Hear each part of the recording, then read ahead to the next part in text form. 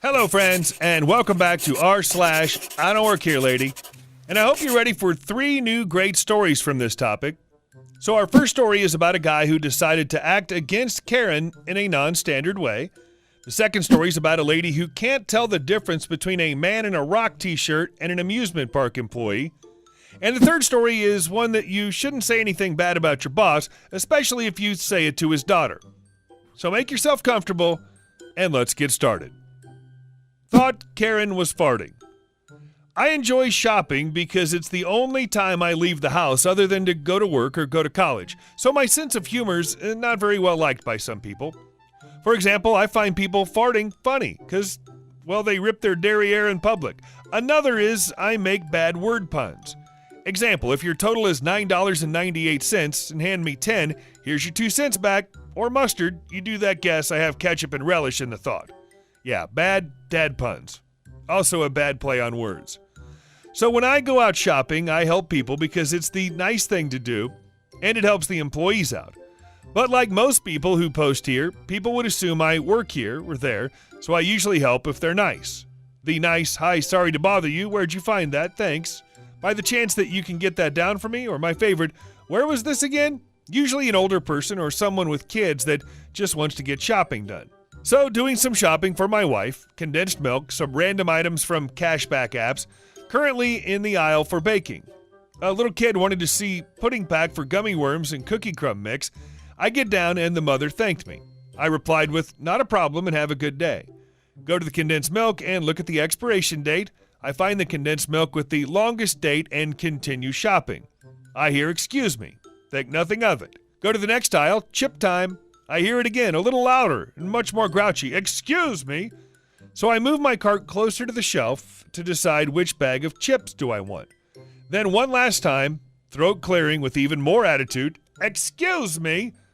Thinking they can't be trying to get my attention, so I turn and I see a Karen. The hair, oh, so indistinguishable hair. So without even thinking, I replied, yes. Karen, finally, I've been trying to get your attention for the past 5 minutes. Me, okay. Hands gesturing, what? Karen, I want to speak to your manager for how rude you are for ignoring customers. Me, I don't. Karen, cutting me off. Get me your manager, practically screeching. Me, good luck with that. I turn to walk away. Karen, excuse me. Turn to look at her. Me, why did you fart? Again, I love bad puns. Karen, with a disgusted look of belief that I asked that. Why, I never. Me, oh, so you did fart. Karen, how dare you accuse me of farting? Me, well, I thought you were being polite and excusing yourself.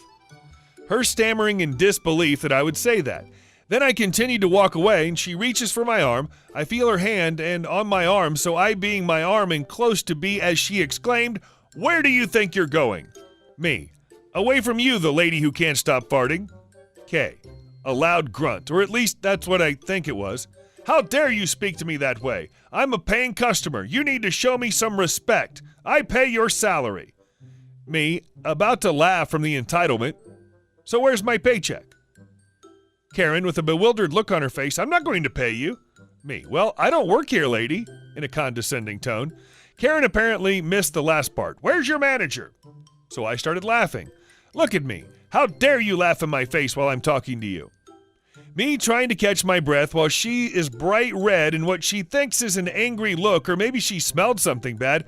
Oh, I'm sorry. I'm sorry that you're so entitled that you can't tell the difference between a customer and an employee. So I'll leave you to your farting problems and have a nice day. Karen with her mouth open like a goldfish, and I walked away and didn't look back. Karens always assume you work anywhere if you help someone. And again, Karen didn't understand that some people are helpful without receiving any personal gain. If you're helping someone, you must be getting paid. Demand direct payment from these people. And our second story for today. I clearly don't work for the park. I like roller coasters. There's a theme park not too far from my home, and they have roller coasters. I go to said park often. Specifically, I always spend a good amount of my time on my days off at the park doing the same roller coaster again and again and again. This ride has 3 lines, the regular one, the fast pass one, and the single rider one. Last 2 are next to each other, regular line is elsewhere. For anyone who doesn't know, a single rider line is for people that want to go on the ride alone. There's an empty seat, they take someone from the single rider line. At this park, nobody uses the single rider, either because they don't know about it or they don't want to go without their friends, which is fantastic for me since I almost always go alone. I do have a seasonal fast pass, but often for me it's quicker to just use the single rider. Now, as you may or may not know, most people don't read signs, and if they read them, they don't always understand what they need to understand. This affects my precious single rider line. There's a very big sign at the entrance which explains what the single rider line is, and this sign has a big 1 printed on top. Since at this park you can buy first row seat fast passes, people often go in the single rider line just because they see the big 1 and don't even read the first line of the instructions. So to help them each time I see someone in line with a fast pass ticket in their hands, I tell them that they're in the wrong line. Sadly, I have to do this often. I had to do this with Lady, LD, which was accompanied by what I assume was her husband and son. After a couple of minutes, I saw LD coming back into the single rider line, and she pushed a young couple away to reach me. LD, excuse me, there's people in the other line that are being rude to us. Me, okay. And why are you telling me this? LD, you need to stop them. Me, if you have issues with other guests, you'll have to bring it up with them or park staff. LD, why do you think I'm here? Me, what do you mean? LD, you are staff, help me. Me, oh, no, I think you misunderstood. I'm not staff. LD, you gave me indications about which line to use. Me, yes, and I don't need to be a staff member to do that. I'm a guest, like you. LD, I think you're lying because you don't want to help me. Young couple 1, look at his clothes. He's not wearing a uniform or anything. Me, exactly. I don't think staff members are allowed to be dressed like this, and they surely are not allowed to enjoy the rides. LD, if you're not staff, why did you give us indications? Me, I was just being helpful. Look, I don't care if you think I'm staff. I'm not. If other guests are bothering you, find a real staff member. LD, can you prove you're not staff? Young couple 2, come on, stop bothering him. LD, mind your business. So? Me, nervously, I'm clearly not staff. I don't have to prove anything to you. But if you keep bothering me, I'll be happy to call a real staff member to report you. Would that be sufficient proof for you? LD, now you're being rude too. Me, I'll be even ruder if you don't stop wasting my time. LD, you're coming with me now.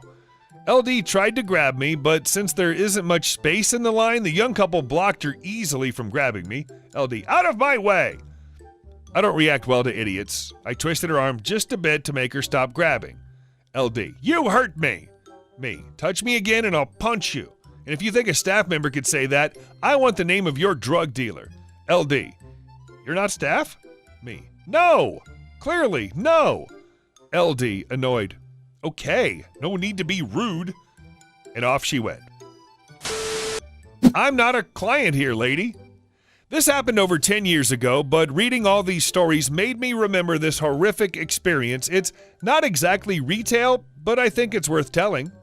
As a high schooler, my school made you do a work-study day. Super mandatory. I thought I could do a work-study at the job I already had, vet's office, but found out the day before that wasn't allowed. Luckily, my dad was able to get me into a shadowing position at some branch of his company. So I show up and I'm put in care of Veronica, the program director.